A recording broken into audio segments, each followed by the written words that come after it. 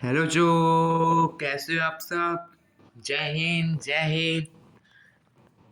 कैसे हो आप सब। This is Aman Dwivedi. Welcome to rank stopper. तो बच्चों आज हम क्या पढ़ेंगे। आज हम पढ़ेंगे क्लास 9 चैप्टर 3 इलेक्ट्रॉन पॉलिटिक्स। आखिर ये है क्या इलेक्ट्रॉन पॉलिटिक्स। अपनी कॉपी किताब को बंद करके एक कॉपी निकाल लीजिए और एक पेन ले लीजिए और नोट्स पाते रहिए। जैसे मैं आपको इम्पोर्टेंट पॉइंट बताऊंगा वैसे आपको नोट्स कर जो है लिखने हैं। So ready. Why elections? First of all, we are going to start the topic that is why election. Okay. So, huh. This newspaper reports is about the state assembly election in Haryana in 1987. The state had been ruled by the Congress party-led government since 1982. Chaudhry Devilal, then an opposition leader, led a movement called न्याय युद्ध struggle for justice. ये बात चल रही है हमारे 1987 की। और ये 1987 में है क्या। ऑस्ट्रेलिया में 1987 में एक इलेक्शन होता है हरियाणा के अंदर, ठीक है। और उस इलेक्शन में हमारे खड़े होते हैं हमारे चौधरी लाल देवी लाल, ठीक है, जो कांग्रेस पार्टी के लीडर रहते हैं एक तरीके से। और जो हमारा अपोजिशन लीडर रहता है, ठीक है, इसको हम लोग जिस मूवमेंट को हम लोग बोलते हैं न्याय युद्ध, इसका मतलब है स्ट्रगल फॉर जस्टिस। स्ट्रगल किसका करो, किसके लिए, जस्टिस के लिए। And form a new party, ठीक है, Lokdal. His party joined other opposition party to form a front against Congress in the elections. In the election campaign, Devilal said that Devilal ने क्या बोला कि जो इनकी पार्टी है ना, in his party won the elections, his government would waive the loan of farmers and small businessmen. He promised that he promised that this would be the first action of his government. Devilal ने बोला कि जो है अब जो है ये जो है देवीलाल ने बोला कि अभी गवर्नमेंट कहाँ गया। इनकी जो गवर्नमेंट है ना वो लोन्स देगी किसको, फार्मर्स और छोटे छोटे बिजनेसमैन को, ठीक है। इन्होंने प्रॉमिस कर दिया। The people were unhappy with the existing government, they were also attract by the Devi Lal promise. So when elections were held they voted overwhelmingly in favour of Lok Dal and its alliance. और जब हमारा election होता है तो ज़्यादातर जो लोग हैं ना वो देवीलाल को ही सपोर्ट करते हैं, देवीलाल को ही वोट देते हैं। Lokdal and its partner won 76 out of 90 seats in state assembly. State assembly के अंदर लोकदल जो है 90 में से 76 सीट्स जीत जाती, ठीक है। Lok Dal alone won 60 seats and thus had a clear majority in the assembly. The Congress could win only 5 seats. Once the election results were announced, the sitting chief minister resigned. और जब इलेक्शन जो है election का जब result आता है ना, announce होता है, जब सिटिंग चीफ मिनिस्टर जो है वो रिज़ाइन कर देते हैं अपने पद से। The newly elected member of legislative assembly MLAs of Lok Dal choose Devi Lal. उसके बाद जो हमारे मेंबर ऑफ लेजिस्लेटिव असेंबली के जो चूज किया था वो बनते हमारे Devi Lal as their leader. The governor invited Devi Lal to be new chief minister. 3 days after the election result were declared he became the chief minister. 3 दिन के बाद ये बन जाते हैं क्या, chief minister. As soon as he became chief minister, his government issued a government order waiving the outstanding loans of small farmers, agricultural laborers and small businessmen. ये promise उन्होंने क्या करते हैं, ये प्रॉमिस करते हैं कि हमारे छोटे बिजनेसमैन को और हमारे स्मॉल फार्मर्स को जो है क्या प्रोवाइड करेंगे, लोन्स प्रोवाइड करेंगे। His party rule the state for 4 years, 4 साल तक इनकी पार्टी चलती है। The next elections were held in 1981, but this time his party did not been popular. उसके बाद क्या होता है, उसके बाद जो होता है कि अब ये अपने बातों से जो है मुखरते हैं। कहते हैं कि अब जैसे से इन्होंने वादा किया था, ठीक है, ओथ ले के रखा था कि ये गवर्नमेंट को मतलब जो है स्मॉल बिजनेसमैन को प्रोवाइड करेंगे लोन्स। अब उस बात से ये लोग मुखरते, तो अपनी बातों से मुखरते हैं। उसके बाद क्या होता है, अब इनकी पार्टी जो है धीरे धीरे लूज होने लगती है। His party ruled the state for 4 years and the next elections were held. उसके बाद जब 1991 में जब इलेक्शन हेल्ड होता है उसके बाद इनकी पार्टी अब सपोर्ट में नहीं रहती। The Congress form the elections and the form the government. उसके बाद कांग्रेस जीत जाती है इलेक्शन, फॉर्म करती है गवर्नमेंट को। अब टॉपिक है why do we need elections. जैसे हम लोगों ने नेक्स्ट पहले टॉपिक में पढ़े थे हम लोग, इलेक्शन क्यों ज़रूरी है। Now we are going to start why elections, why do we need. Election takes place regularly in the end democracy. There are more than 100 countries in the world in which elections takes place to the choose popular people representatives. We also read that elections are held in many countries that are not democratic. देखो, अगर मैं आपके लिए मैं आपके साथ तो आप भी मेरे लिए एक लाइक और एक सब्सक्राइब तो कर सकते हो और 10 लोगों में शेयर कर सकते हो, ठीक है। हमको पता है कि हर एक कंट्री में इलेक्शंस होते हैं, लेकिन क्या हर एक कंट्री में हर एक कंट्री, देखो डेमोक्रेटिक कंट्री जो है में इलेक्शंस होते हैं, लेकिन क्या हर एक इलेक्शन डेमोक्रेटिक इलेक्शन है? No. But why do we need election? Election की जरूरत क्यों है? Let's try to imagine a democracy without election. चलो हम लोग इमेजिन करते हैं कि एक बिना डेमोक्रेसी के इलेक्शन को, ठीक।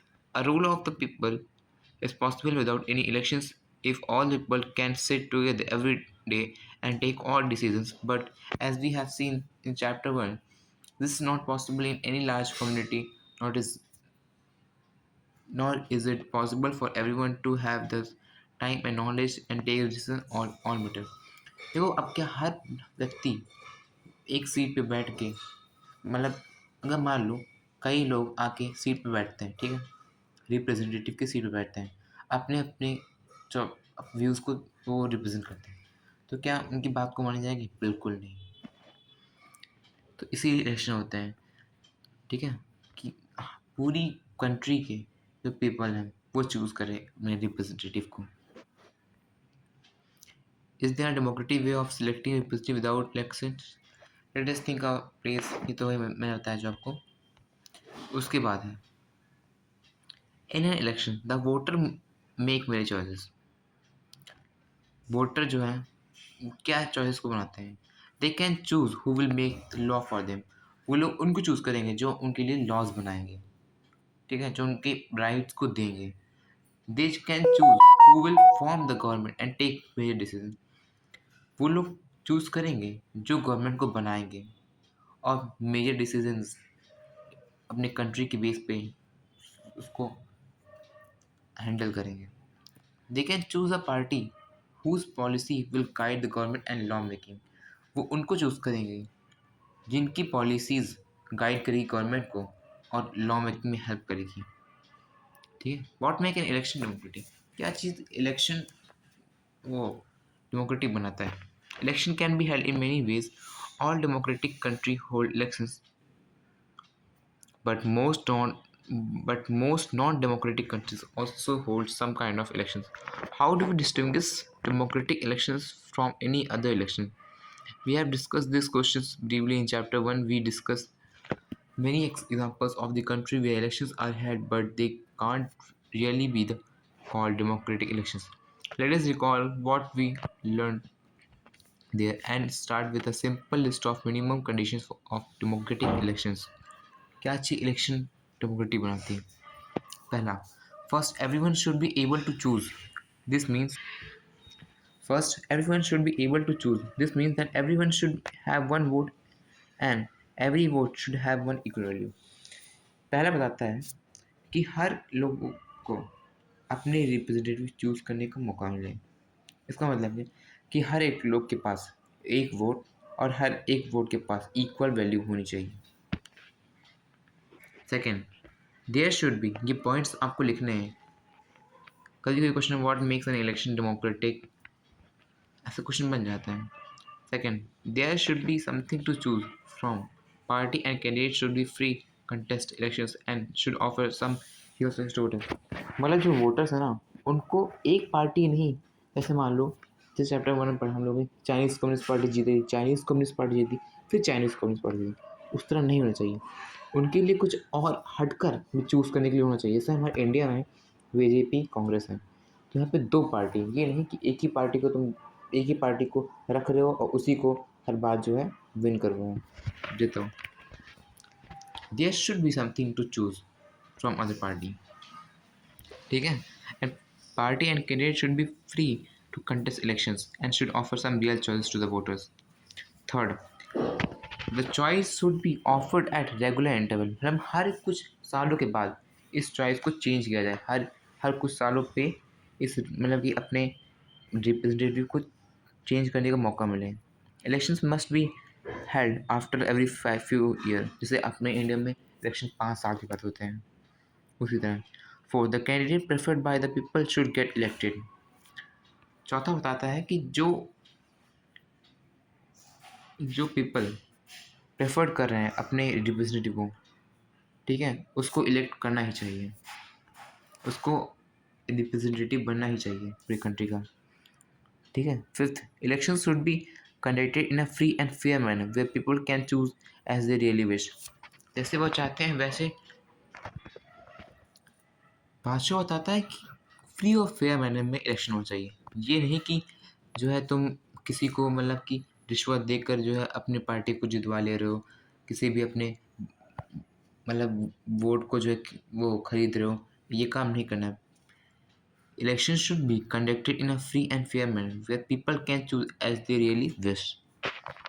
These might look be very simple to easy conditions, but there are many countries where they are not fulfilled.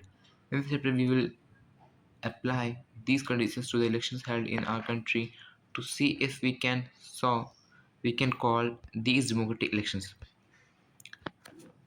अब है हमारा topic, is it good to have political competition? Yes, it is good to have competition होना चाहिए। अगर competition नहीं होगा तो वही पार्टी बार बार जीतती रहेगी। Elections are thus all about political competition. This competition takes various forms. The most obvious form is the competition among political party. At the constituencies, जैसे कि हमारी यूपी में 75 कॉन्स्टिट्यूंसीज हैं, तो एट द कॉन्स्टिट्यूंसीज मतलब कि हर एक डिस्ट्रिक्ट में जितने डिस्ट्रिक्ट होते हैं उन्हीं को बोलते हैं कॉन्स्टिट्यूंसीज, ठीक है। जैसे हमारे यूपी में 75 कॉन्स्टिट्यूंसीज हैं। At the constituencies level, it takes the form of the competition among the several candidates. If there is no competition, election will become pointless. अब कोई भी competition नहीं होगा तो क्या बन जाएगा, वो pointless बन जाएगा. But it is good to have political competition, yes. Clearly, an electoral competition has many demerits. कुछ इनके demerits भी हैं. उसके बाद आता है ma'am, our constitution make us were aware of these problems. They yet they the elections are as the way to select our future leaders. They did not because this system works better in the long run. In an ideal world, all political leaders know what is good for them, what is good for the people, and motivated only by the desire to serve them. Political competition is not necessarily in an ideal world, but that is not what happened in the real life. Political leaders all over the world, like all the other professionals, are motivated by a desire to advance their political careers. They want to remain in the power or get power and a position for themselves. They may wish to serve the people as well, but it is risky to depend entirely on their sense of duty. Nothing is there in this, but एक point आपके लिए आता है। तो तब तक के लिए थैंक यू, और प्लीज़ इस चैनल को सब्सक्राइब कर दें। तो please I request you from all of you, please subscribe this channel. Thank you.